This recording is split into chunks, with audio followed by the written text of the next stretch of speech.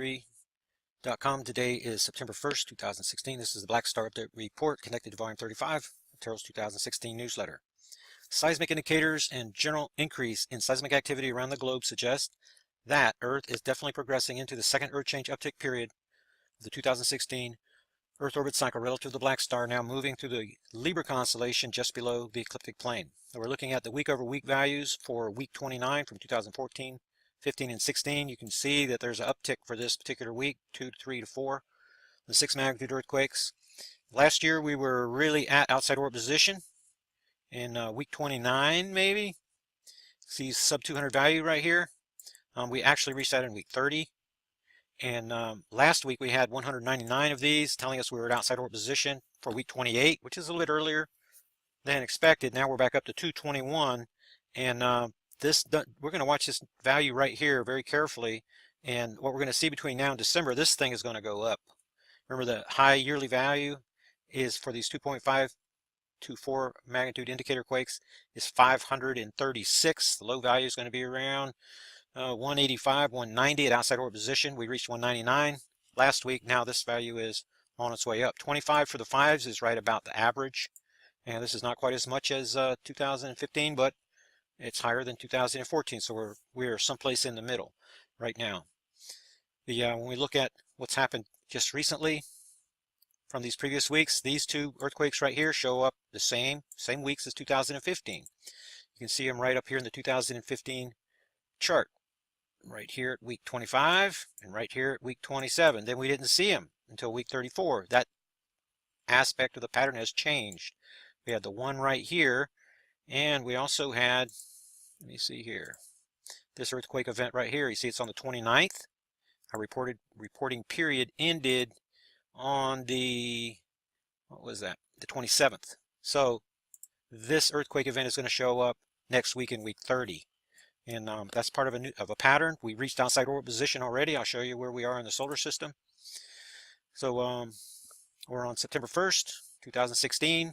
The Black Star being in the Libra constellation here. You can draw the line over here and see that Earth is beyond the 90-degree triangle position. And so we were at the alignment position whenever the Earth was around in this direction. Right there. We passed between the two stars, well, a day after that. See how it's still at the feet of Virgo? And the Black Star continuing to move left in the orbit diagram. And since then, should be into Libra. So the Earth has been moving away from the Black Star all this time in natural orbit around the Sun until we get to this 90-degree angle. You can see that it's just about August 20th, something like that. You draw this line right here. Now we're in the headlights of where the Black Star is heading towards, so the uptick period is starting. Around here in the spring, the uptick period is caused by Earth moving towards the Black Star, making the magnetic portal connection shorten rapidly based on Earth orbital velocity, moving that direction. We come into alignment, have all these big events, and then we start moving away. That's the reason for the Earth change low period, because we're moving through the way that we're moving away from the Black Star. Now, this uptick period is caused by inbound velocity of the Black Star. It's moving towards us. The magnetic portal connection is shortening, and it's going to continue heating up Earth core all the way until we get behind the Sun relative to the Black Star. And this usually happens later than expected. Expect the Earth change uptick period is going to end. It's going to end in last week in November, something like that. Lots of activity going to happen right in this 2-week period as we're passing behind the Sun relative to the Black Star. Obviously, we're not there yet, but the what I'm about to show you is going to paint you a picture about what is from what's happening now and what's coming next. So let's go look at Earthquake 3D real quick. This right here was the surprise. Notice that it's at the North Atlantic. It's along the Mid-Atlantic Ridge. No, it's not.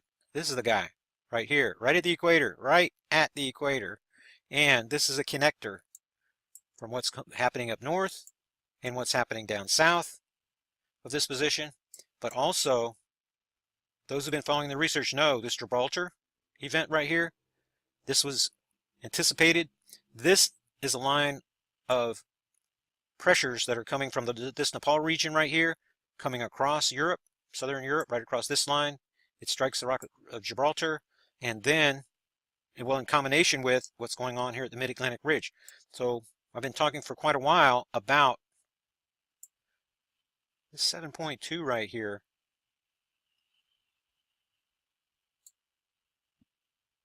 This 7.2 right here just happened as I'm making the report. Let's go look at that for a second. This is a 7.1 in New Zealand. It's northeast of Gisborne, New Zealand. Is that the way you say it, Gisborne? The Aussie subscribers know the correct pronunciation. And this is at 30 kilometers deep. And it looks like that this baby, 9 September, this baby's just happened. We're going to have 2 7 magnitude earthquakes in week 30 for the next reporting period. I'm not kidding you. I've been looking at earthquake 3D this morning, and this baby wasn't here yet until just now. That's why I got confused, because the only big event was over here at the Mid-Atlantic Ridge. I turn over here and I see a big event, but it's not on the equator. So my mind's going, whoa, what's happening here? So definitely in the Earth change uptick period, it's coming right on schedule, and well, perhaps a little bit ahead of schedule, but big pressure shifts. And what we're seeing here in this pattern, this is energy shifting from the Indonesian side of the Pacific Ocean Ring of Fire over to the Americas. And now those pressures from Indonesia through Japan coming across, this is our focal point. This is where we had the 7.8 Nepal quake, April 25th, 2015. That was our near side alignment quake event. And the pressures moving across this way, we're seeing a convergence here at the Mid-Atlantic Ridge, and that's what this is all about right here. And this bad boy, let me look at these lines here, is just about on the opposite side of the planet, but it is below the equator and down in the southern hemisphere. So the global tectonic volcanic dynamic has shifted, and seems to me that there's been a series of events going all the way back to 2004, December 26th, with the 9.5 Sumatra quake. Then the next, the 8.8 Chile quake, February 27, 2010. Fukushima, obviously, March 11, 2011. But the Solomon Island event from February 6, 2013, extremely important, cracked the tectonic plate in two. That's what's caused the tectonic cascade away from the North American craton. These plates want to go this way, towards the Solomon Island, to fill in the extra space. The cascade is gaining momentum. It gains momentum through the Earth change uptick periods, and it relaxes during the lull periods. But we can see this line of earthquakes that's running from Texas, right along the edge of the North American craton, up through what was pointing at Seattle. This is even moving farther to the east. And I picked out a few of the earthquakes that, in my mind, seem more important. Let me get my web browser back up here. And that included this one, southwest of Hayford, California. It's 4.3, but the reason is because of that depth right there, 36.6. The crust here is about 60 kilometers deep. And now we're beyond half of that. Eventually, these earthquakes are going to go beyond 60 kilometers to 100 kilometers and deeper than that, further down into Earth mantle till it gets down to the transition zone, 450 to 600 kilometers deep. That's where the rock transitions to glass and then into metal that is at the Earth core. That transition zone, those earthquake events happening down in that transition zone, extremely important. That's causing this effect right here, and I make reference to it in the Black Star Update report. Is when I pulled it up here. Massive lava lamp blobs deep inside Earth have scientists puzzled. Whenever the scientists are puzzled, that's where we want to jump in there and try to make sense of what's going on. The reason that they're mystified, like the mystery Martian dust storm, March 12, 2012, because it happened on the dark side of the planet when the wave should have come off the sun that caused them. You can rule out the sun because it's in the nighttime side of Mars, and similarly, mysterious things happen inside the Earth. And what you're looking at here, notice how this is originating in Indonesia, and it's pointing down here towards our 8.3 Chile quake. Down here, remember the Peru quake at our backside alignment, November 24th, 2015, a pair of them, 7.6s, 5 minutes apart, more than 600 kilometers deep. That's part of this, what's happening in the transition zone, and that is bringing up these magma plumes. And we saw Kilauea in the news here for like a month with new volcanic eruptions. That's going to be associated with these rising magma plumes.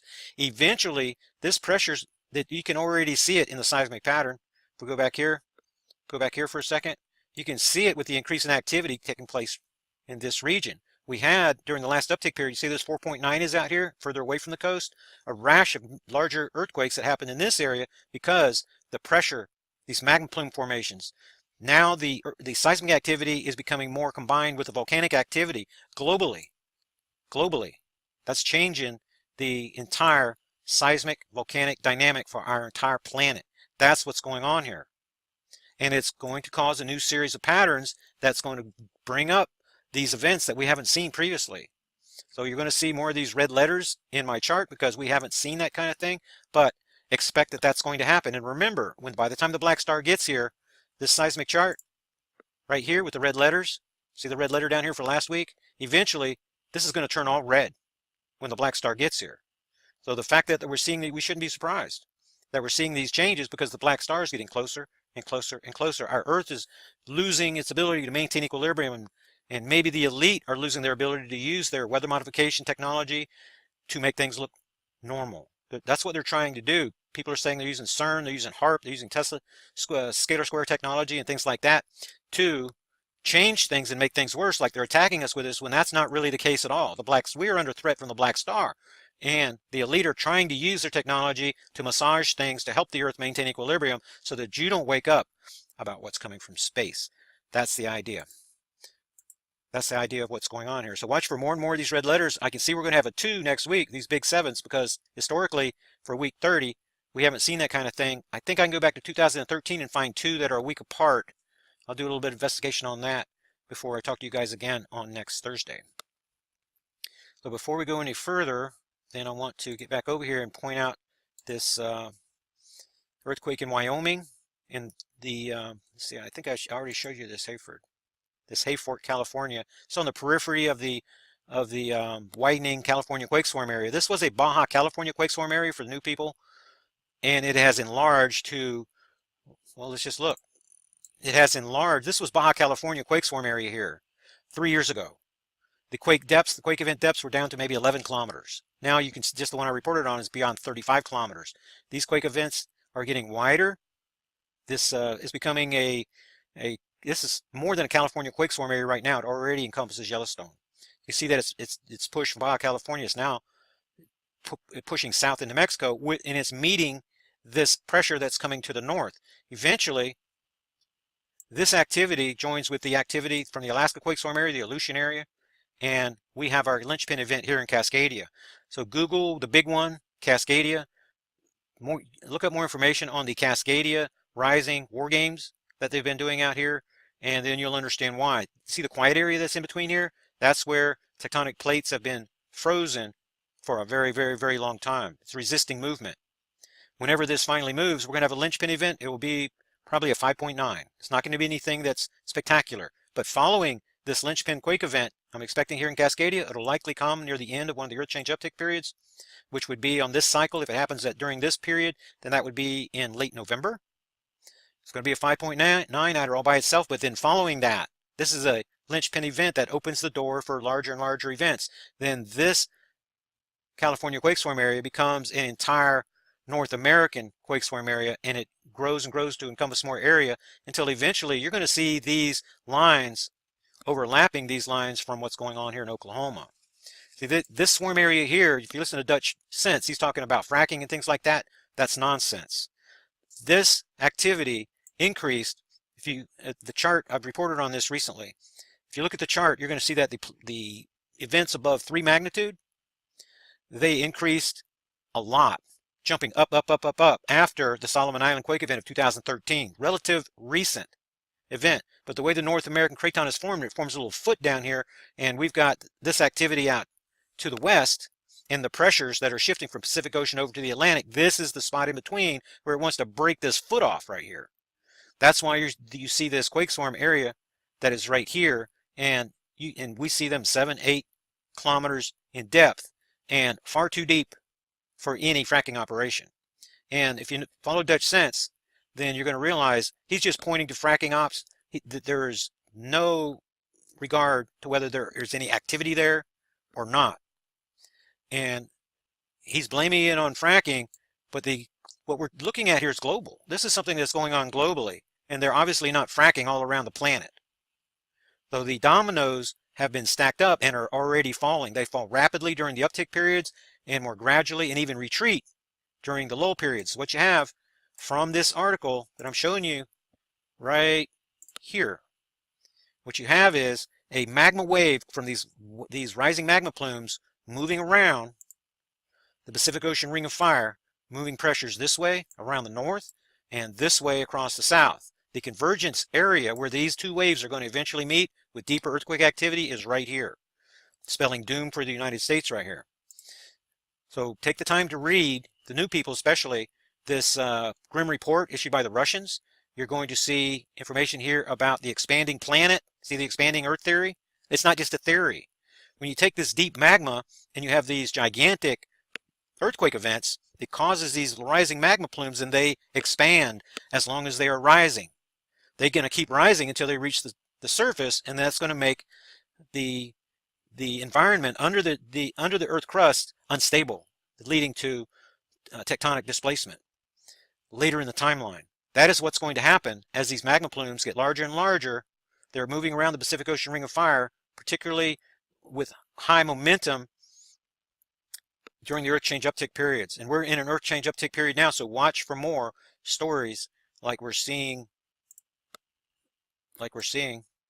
right here with this massive this lava lamp phenomenon that these guys are talking about here. So you combine that with the Russian Grim Report, and it's going to make a lot more sense when you connect the dots that this has happened after Solomon Island. Because what happened was with the Earth, I'll show you. I realize there's not a lot of new listeners that haven't heard this before. What's happening is, as these tectonic plates are gradually cascading and gaining momentum, moving towards that Solomon Island position, then from space you can look down and you can see the magnetics of the shifting of what's going on underneath the plates. There's more exposure of the mantle and what's going on inside of our Earth that can be seen from space in the magnetic anomalies. And whenever you read this article, you're going to see that it's the magnetic anomalies that they see over the United States. And the United States is in a bad position because of the pressure shift coming from the Pacific Ocean over to the Atlantic Ocean, and the position of the Yellowstone and adjacent calderas that are right here. Lots and lots of them out here in the western part of the United States. Google the map of the future, the Scallion map of the future, the Navy map of the future. You'll see a giant hole out here because lots and lots of people are expecting Yellowstone to pop is what they're expecting. But whenever you have one of these or a couple of these 7.6 magnitude earthquakes at 600 kilometers deep happen in this area, those rising magma plumes are going to elevate. It's going to pressurize the reservoir under Yellowstone and then the magma chamber, and then boom. So the depth of the earthquakes that are happening in this region here, we need to watch it very carefully. They're going to approach from the south, and then they're going to be initialized by the linchpin quake event in Cascadia. That's going to allow this movement of the magma plumes, the magma waves underneath, to move south from the Alaska quake swarm area, and then north from South America, Central America, up through Mexico. This is the convergence zone right here. I think that's what and then combine that. This is an article that is one of the top stories down in the newsletter. What's going on in Iceland? This is because of the activity along the Mid-Atlantic Ridge. Read the story, and then you realize that they're worried. They said this can cause a catastrophe for the entire northern hemisphere. And it's not just because of what's happening in Iceland. It's because of what I'm showing you right here. Globally, what's happening with these pressure shifts, this activity along the Mid-Atlantic Ridge, and what's going on right here. Let's see with this 4.7 right here. These are warning signs. This is much like what Jesus Christ is talking about. Earthquakes in diverse places. That's what you're looking at. What's going on here. These are the foretellings. They are prophecies, predictions for what is coming before the quote-unquote sudden destruction come. These are the birth pangs that we're looking at here. And that's why you see me focusing so much time on the Earth changes, because the Earth is the best witness in this case, by far. The Earth itself. Behind that, you're going to have the Sun. Now that Jupiter's moving in position, Jupiter, Mars when it's in the right place at the right time, like it was in March 2012, April 2016. But the Earth is going to be our best witness, most certainly, in this case right here. And I think with that, then I can close this window. It's going to help me save some bandwidth here while I'm making this report. So the Rock of Gibraltar earthquake, that's part of the Mid-Atlantic Ridge activity. I've been talking about that's going to happen. That has happened. And then these important earthquakes, they are listed for you right here, the Grim Report link. And then the magma plume, you're going to want to read my commentary on that. Volume 28 is where that lava lamp story, that's where it was originally submitted, and that's where my commentary is. So I put a link there to Volume 28 so you can have easy access to that too. Then We had 3 new volcanic eruptions this week. Notice Russia, that's where the activity's been here lately. That's like a midpoint between Indonesia and Cascadia. That is a quake swarm area that's along the route, and this is where the magma plume activity, this is where it has retreated from. It was trying to push into Alaska during the last earth change uptick period. This same thing down here in Guatemala, down in Central America, that is the spot between where we had the deep Peruvian quakes, the 8.3 Chile quake, and the widening California quake swarm area. And we can get a volcanic eruption in Indonesia anytime it's the origination zone. That's where you have cracked tectonic plates over there that have shattered from previous events. That's where you have, if you just look at Earthquake 3D, right over here, this wad of activity right here is the origination zone.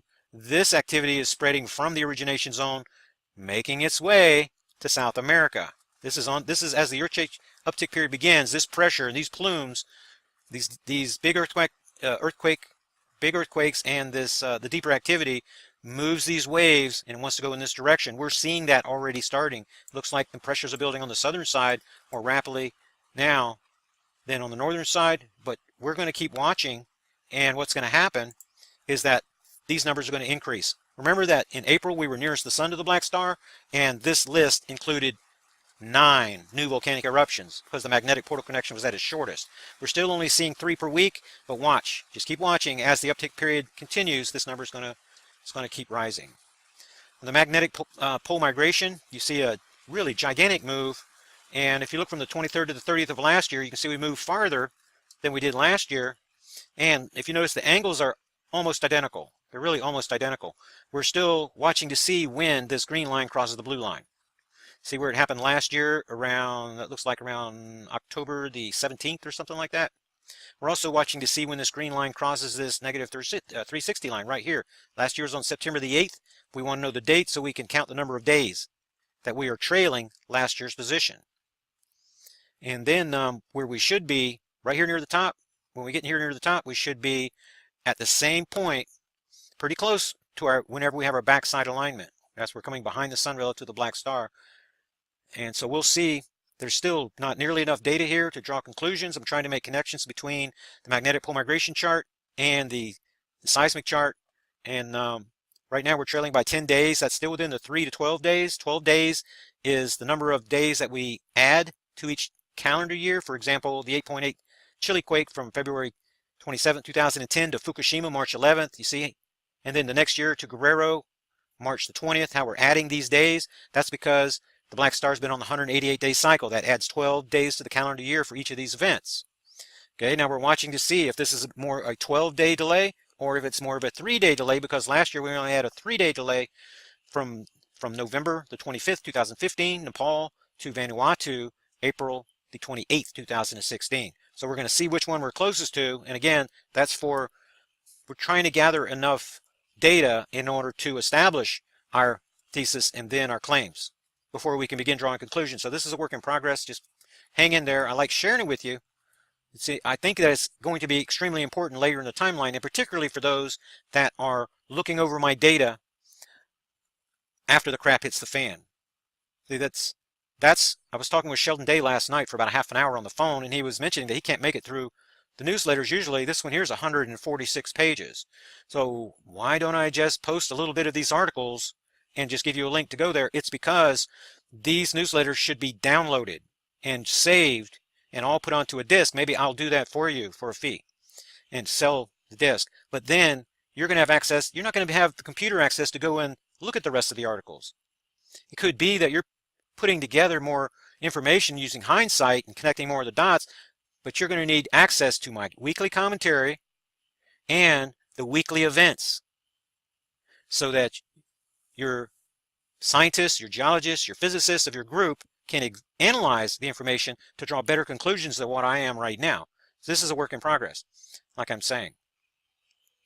So that's pretty much the report on the magnetic pole migration part. Then I want to thank Steve Austin again for giving me the opportunity to share on his WSO channel last Wednesday. This kind of sprung on me, and I went over there, and Steve and Wayne were very cordial and very nice and everything, and Project Black Star investigation has definitely benefited from that, and you're going to see how here in just a second. But the thing that I want to let you know is that Steve Olson has a physicist, a science advisor, and some of you guys have already seen, this is our interview, the original interview, and then this is Steve Olson's physicist that he makes statements to me. I come back and give my defending arguments. This is much like a debate where each side presents his opposing views. I went first, and some will say that it's more of a rebuttal, a debunking, or something like that. I want to be a half glass full kind of guy. This is an opportunity for me to go back, look at all the new information I'm able, whenever he brings up a point, and then I make a counterpoint. That's an opportunity. So I really appreciate Steve Olson and Wayne and their physicist, because they're really giving me a good opportunity to expound further on points that have already been made in the original presentation. So some people write and say, well, this guy's a professional debunker, things like that. There's a little bit of that kind of commentary in here. I heard a lot of that from subscribers, and it reminds me much of my Bible debates from 2004 and onward, and debating with 9/11 truthers and lettered agency operatives during the 9/11 investigation. It kind of reminds me of that, but this is really, really good news and a lot of opportunity that's right here. So the physicist mischaracterizes my statements a few times, and I also believe that he was looking at charts thinking that I made the charts when I was using third party just to make a simple point. Then I'm going to try to get the physicist, instead of using strawman argument saying I said this, to run to the textbooks and talk about brown dwarfs. We're not dealing with a brown dwarf, by the way. I'm going to try to get him to provide us with his explanations on what caused the magnetopause collapse, for example. We predicted it for April 2016 because of what happened March 12th, 2012. This is not our first rodeo. We've been doing this for quite some time. We're making predictions and they're coming true. So what is it besides another star that can cause Earth magnetosphere to turn around for 28 hours? Bow shock facing the Leo constellation. Out of 88 constellations, it's facing the same constellation where my black star was. Lots and lots of evidence here, but typically what you see in these type of debates is a very skilled operator will use the strawman argument. He will say that you said this when I actually didn't say that, and then make a great presentation, science-based presentation from the textbooks. Sounds really, really good. And when you first hear it, many people are going to be very impressed. But when you realize that he comes up here and says, well, he said this. Well, I didn't say that. He's characterizing my statements. Then it's going to make a little more sense. But so he's going to make a statement here, and then I'm going to come down here. It's a back and forth. So you have an opportunity to see his side and my side all on the same page. Then when you go down here a little further, a surprising thing happened this week. Geophysicist views on the black star. Now, Project Black Star, we have our own astronomer, Don, that he has his own observatory class telescope, infrared equipment. We can send him images, well qualified, very good, been an astronomer most of his adult life. Now we have a geophysicist, and for the present time, and he wishes to remain anonymous, but I'm telling you, this guy's really, really smart. He's a very, very gifted man, and he sees things, he sees sounds and electricity, wavelengths, resonation, and things on a much deeper level than most people. Most people that have eyeballs anyway, because people that are blind, they have greater sensitivity to things, so sounds, smells, and things like that. This guy right here reminds me very much of Michael Owens, the most gifted man that I had ever met before. He was our project astronomer back in 2011, 2012, until his demise. And there's more information on Michael Owens in the Dropbox folder for those that are interested in it, how he was murdered, and things like that. But the geophysicist, he is keen on the discussion of what's going on with the physicist and myself. Steve, very familiar with Steve Olson and his channel and things like that, and he wants to share his views. So we exchanged a series of emails, and I was very, very impressed. And at first he wanted, I think, to remain completely anonymous, which, you know, his name and all that stuff has been removed, and and everything like that. But his views, I've just received this just recently, and you guys need to forgive me a little bit. This has been the busiest since that interview last Wednesday and the flood of new subscribers. And video replies. This has been extremely busy week, 3 times my normal workload. So if I'm a little behind in answering, if I'm a little short, then I apologize for that in advance. But the benefit is that where my time was being spent is on projects just like this. And you are going to, even people that have been part of the Project Black Star research from the beginning, then you're going to learn something from this fella right here. He gives pictures of Jupiter the way that he sees Jupiter. You have access to those pictures right there, and a full document has been created, placed in the Dropbox folder. See all this information that's right here? He sends me information, then he sends more information, then he sends more information. There's activated links here so that you can go, we're talking quantum, chromodynamics and things like that.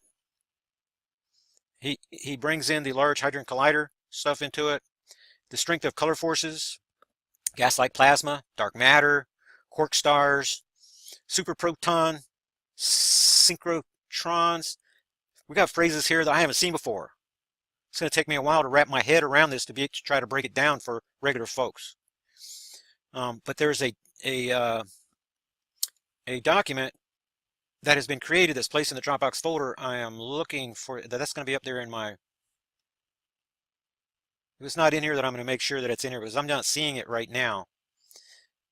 But this featured article from the holy cow, this is a very long article here. Feedback from our interview. All of this and everything from the physicist is one PDF document placed in the Dropbox folder for you guys, and the link to it, if it's not directly below this article, then I'm gonna make sure it's there before I get before the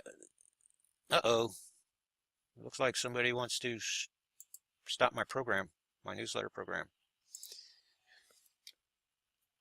I'm going to put this on pause just for a second and try to open that back up. Okay, we're back. Everything is up back fine, and I found that special link. It's right here. It's embedded in the article, Dropbox folder link. If you can look at the title right there, Steve Olson, Physicist Feedback, and that includes the geophysicist commentary too. So, project supporters for this week include, get ready for this, Kathleen, Tom, Roy, Steve, Adrian, Jason, Michael, David, Patricia, Michael, Sean, Christina, Lee, Ermin, Dan, Glennon, Carol, biophysicist, Robert, Kevin, Jerry, Alexandros, Susan, Danny, Natalie, Morton, Barbara, Crystal, Clint, Organic, Bonnie, and Antoinette. She just wrote in just before I started making this report. She hit the subscription button at Terralo3.com. Now she has full subscriber benefits. She can start sending me information and getting my commentary and threat assessment, contingency planning reports and things like that. Remember, guys, it's only $25 per year. Pretty darn good deal. I think it's the best deal on the internet. You have access to the best science-based Project Black Star / Planet X Nibiru investigation on the planet, in my view, and looks like we're getting a lot more interest, and hopefully we're going to attract more of the geophysicists, astrophysicists, and people that recognize that there is something that's definitely happening around here, and that the explanation, for example, what turned Earth's magnetosphere around, what's melting the northern ice sheets, the seismic pattern I'm talking about, magnetic pole migration, all these things are working together to tell us that we have an intruder coming from space. That's the underlying principles. That's the underlying explanation that makes everything make sense in my view.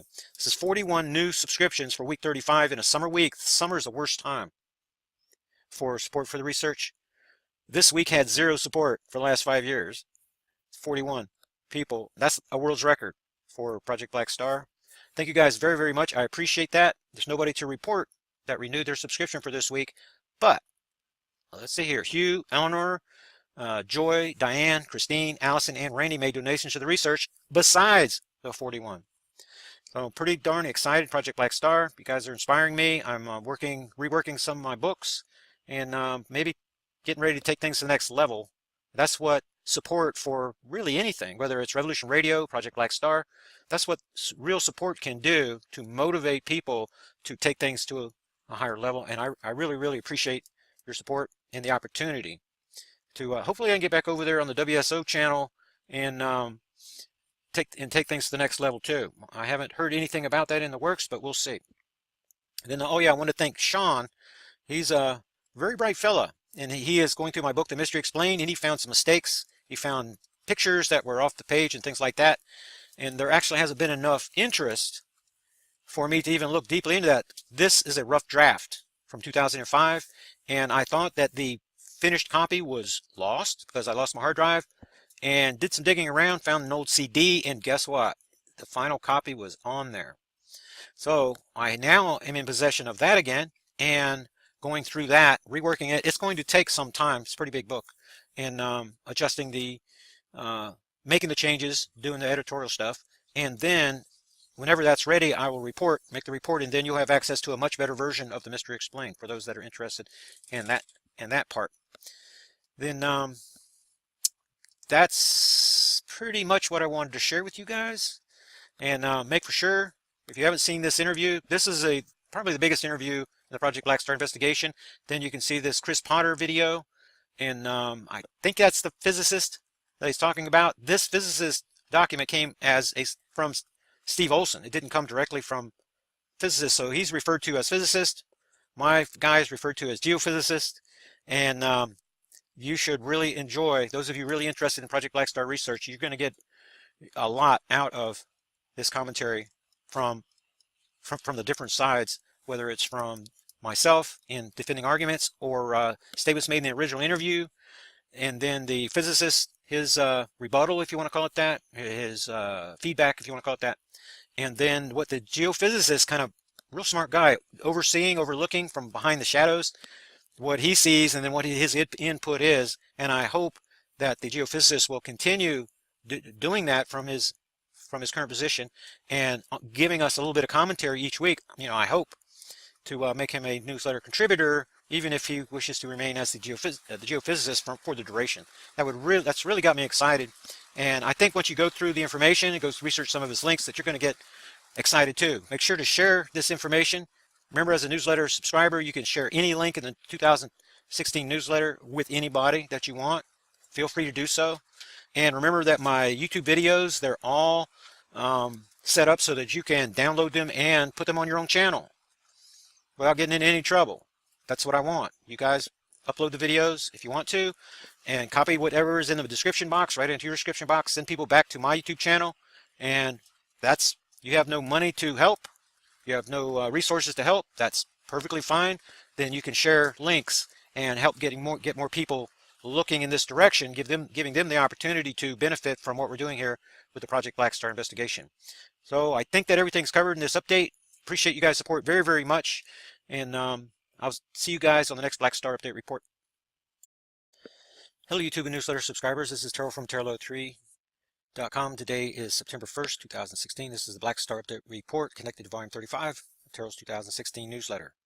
Seismic indicators and general increase in seismic activity around the globe suggest that Earth is definitely progressing into the second Earth change uptick period of the 2016 Earth orbit cycle relative to the Black Star, now moving through the Libra constellation just below the ecliptic plane. So we're looking at the week-over-week values for week 29 from 2014, 15, and 16. You can see that there's an uptick for this particular week, 2 to 3 to 4, the 6 magnitude earthquakes. Last year we were really at outside orbit position in week 29, maybe. See sub 200 value right here. We actually reached that in week 30. And last week we had 199 of these, telling us we were at outside orbit position for week 28, which is a little earlier than expected. Now we're back up to 221, and we're going to watch this value right here very carefully. And what we're going to see between now and December, this thing is going to go up. Remember, the high yearly value is for these 2.5 to 4 magnitude indicator quakes is 536. The low value is going to be around 185, 190 at outside orbit position. We reached 199 last week. Now this value is on its way up. 25 for the 5s is right about the average. And this is not quite as much as 2015, but it's higher than 2014. So we're someplace in the middle right now. When we look at what's happened just recently from these previous weeks, these two earthquakes right here show up the same weeks as 2015. You can see them right up here in the 2015 chart. Right here at week 25 and right here at week 27. Then we didn't see them until week 34. That aspect of the pattern has changed. We had the one right here, and we also had, let me see here, this earthquake event right here. You see it's on the 29th. Our reporting period ended on the, what was that? The 27th. So this earthquake event is going to show up next week in week 30. And that's part of a pattern. We reached outside orbit position already. I'll show you where we are in the solar system. So we're on September 1st, 2016. The black star being in the Libra constellation here. You can draw the line over here and see that Earth is beyond the 90-degree triangle position. And so we were at the alignment position whenever the Earth was around in this direction. Right there. We passed between the two stars, well, a day after that. See how it's still at the feet of Virgo? And the black star continuing to move left in the orbit diagram. And since then, should be into Libra.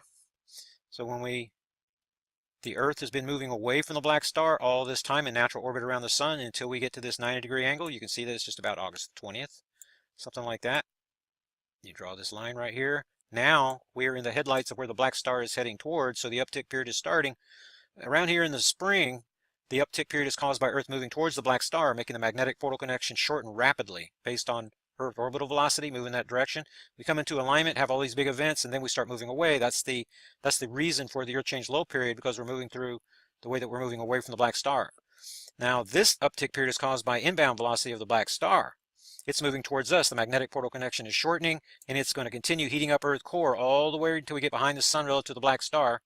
And this usually happens later than expected. Expect the Earth change uptick period is going to end. It's going to end in last week in November, something like that. Lots of activity going to happen right in this 2-week period as we're passing behind the sun relative to the black star. Obviously, we're not there yet, but the one I'm about to show you is going to paint you a picture about what is from what's happening now and what's coming next. So let's go look at earthquake 3D real quick. This right here was the surprise. Notice that it's at the North Atlantic. It's along the Mid-Atlantic Ridge. No, it's not. This is the guy right here, right at the equator, right at the equator. And this is a connector from what's happening up north and what's happening down south of this position. But also, those who've been following the research know this Gibraltar event right here, this was anticipated. This is a line of pressures that are coming from this Nepal region right here, coming across Europe, southern Europe, right across this line. It strikes the rock of Gibraltar, and then, well, in combination with what's going on here at the Mid-Atlantic Ridge. So I've been talking for quite a while about this 7.2 right here.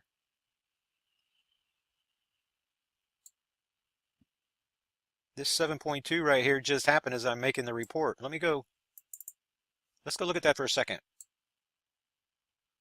This is a 7.1 in New Zealand. It's northeast of Gisborne, New Zealand. Is that the way you say it, Gisborne? The Aussie subscribers know the correct pronunciation.